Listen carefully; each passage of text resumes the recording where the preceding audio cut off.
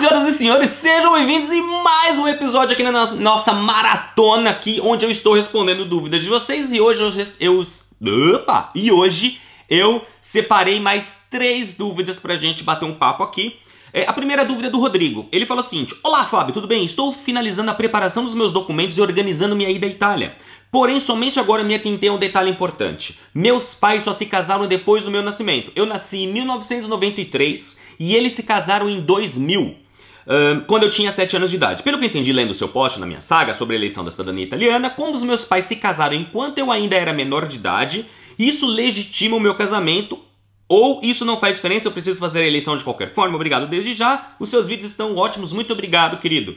Rodrigo, fique tranquilo, exatamente isso. Como seus pais se casaram quando você ainda era menor,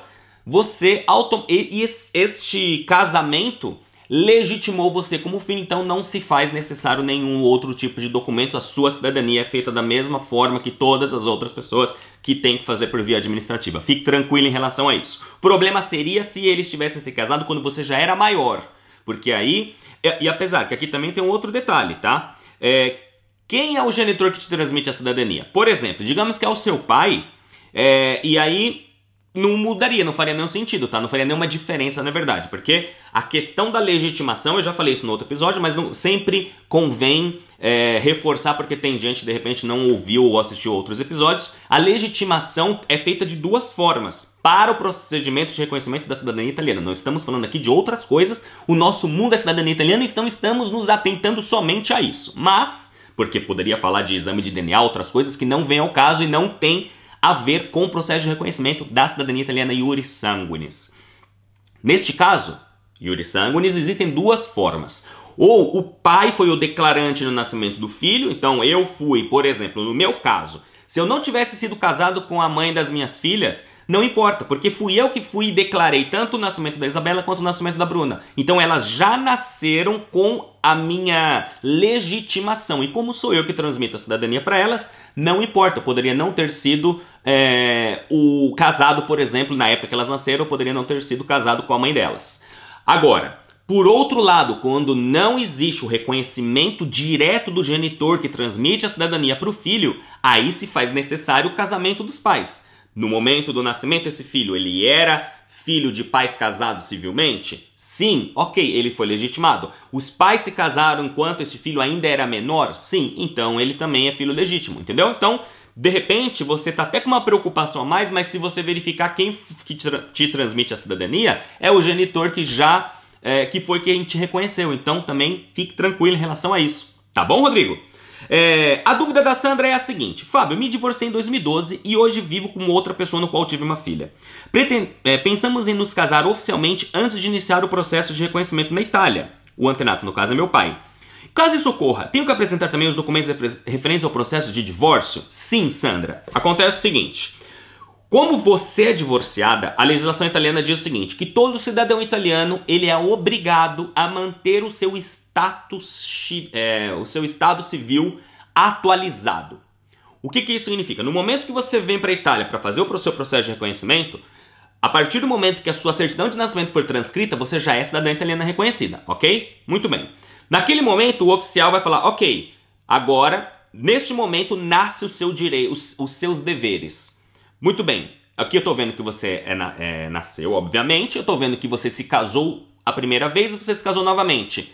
Como a legislação diz que eu tenho que ter isso atualizado aqui no seu status civil, eu preciso, primeiro, da sua certidão de casamento anterior, do processo de divórcio com as principais partes traduzidas e apostiladas, e por fim, do casamento, do último casamento, do casamento atual. Então você sempre vai precisar desses 3 documentos. Claro que se você não se casar novamente, você não vai ter a certidão de casamento nova. Mas ainda assim você vai precisar apresentar o seu certidão de casamento inteiro teor, junto com os outros documentos, e o processo de divórcio com as principais partes traduzidas. O processo de divórcio ele não é transcrito para o livro do comune, mas ele serve para fazer anotação no seu livro de casamento, porque entendam, não só a Sandra, mas também todo mundo que está ouvindo, que é o seguinte, que quando você se torna cidadão italiano na Itália, reconhecido, você tem um registro no livro lá, os livros grandões, sabe o livro de cartório?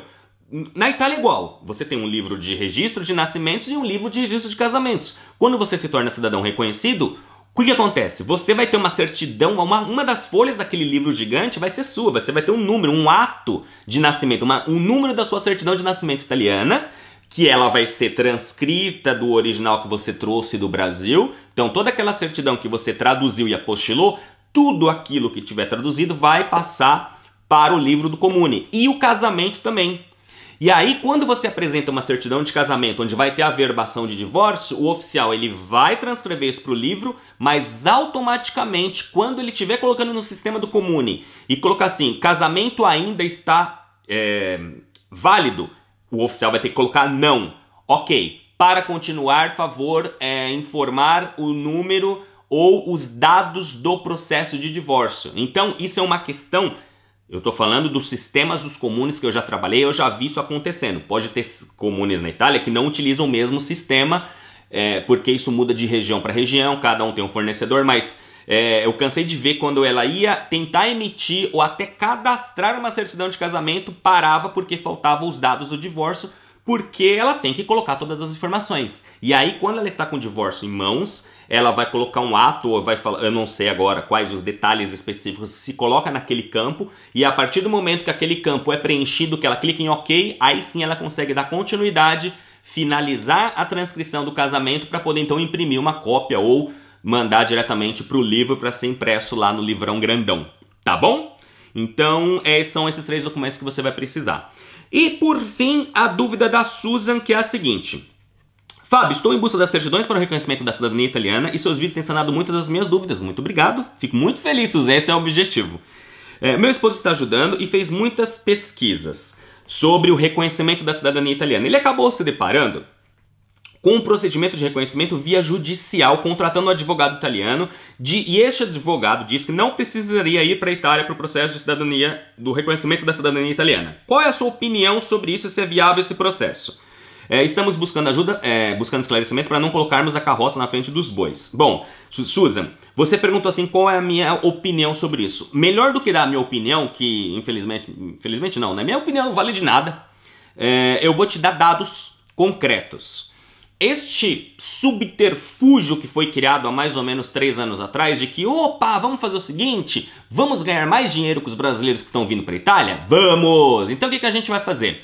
Começa então, pega um advogado e vamos colocar então os processos em Roma, dizendo que lá no Brasil está demorando e a pessoa não precisa vir para cá, porque isso já é feito com processos de derivação de cidadania materna. E os processos de cidadania materna, eles são legítimos que seja feito por um advogado na Itália e a pessoa não precisa vir. Não é disso que a pergunta da Susan está dizendo. A pergunta da Susan não é assim: ah, Fábio, os processos de derivação materna, é verdade que eu posso contratar um advogado e não preciso ir para a Itália?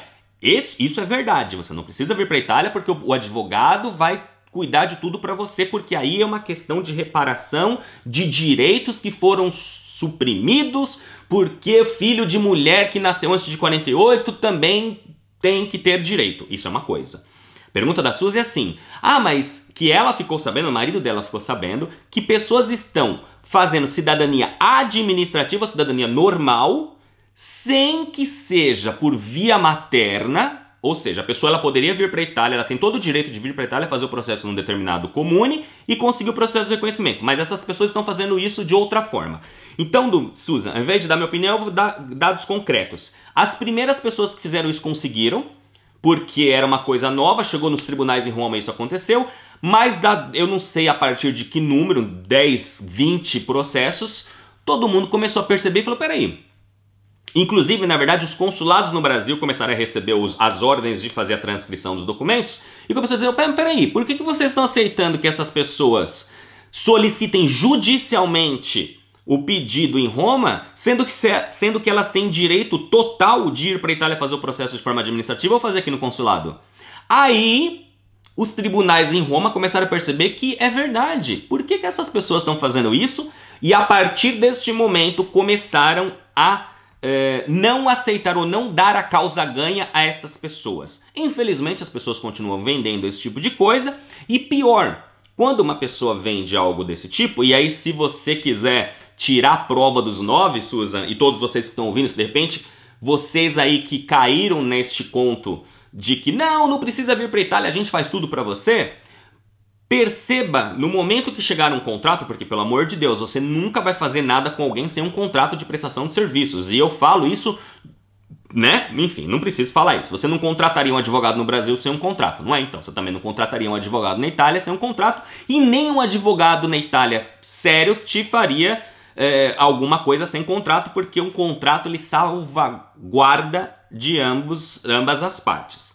Aí, se você quiser tirar prova do que eu tô falando, de que as pessoas elas estão fazendo isso mesmo sabendo que vai dar errado, perceba que no contrato vai ter em algum momento dele escrito o seguinte: atenção, cláusula número blá blá blá, veja bem, por se tratar de um processo jurídico, nós não podemos garantir o sucesso do mesmo, pois isso depende de inúmeros fatores e também da justiça italiana. Claro, então eu posso vender qualquer serviço, ainda que eu saiba que aquele serviço não vai ser julgado procedente, colocando uma cláusula de que aquilo não é responsabilidade minha, como de fato não é. Um advogado jamais vai poder dizer para você, nunca vai existir um contrato, um advogado ético jamais vai colocar uma cláusula num contrato dizendo eu garanto que o seu processo vai ser aceito, porque o advogado é um instrumento. Quem decide é o juiz.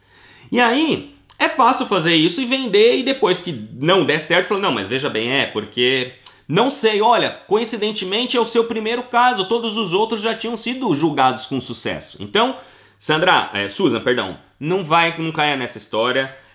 Se você quiser saber um pouquinho mais sobre artimanhas que pessoas fazem na Itália para ludibriar as pessoas incautas, procure no minhasaga.org um artigo onde eu escrevo Quando a esmola é demais, o santo desconfia. Lá existem, neste artigo que eu escrevi há alguns anos, existem alguns causos de pessoas, de leitores mesmo, reais de blog, e não só de leitores, mas também de clientes que a gente teve no passado, que me relataram determinadas coisas que pareciam ser maravilhosas, e aí todos eles descobriram que no final das contas quebraram a cara porque, repito, o tema e o artigo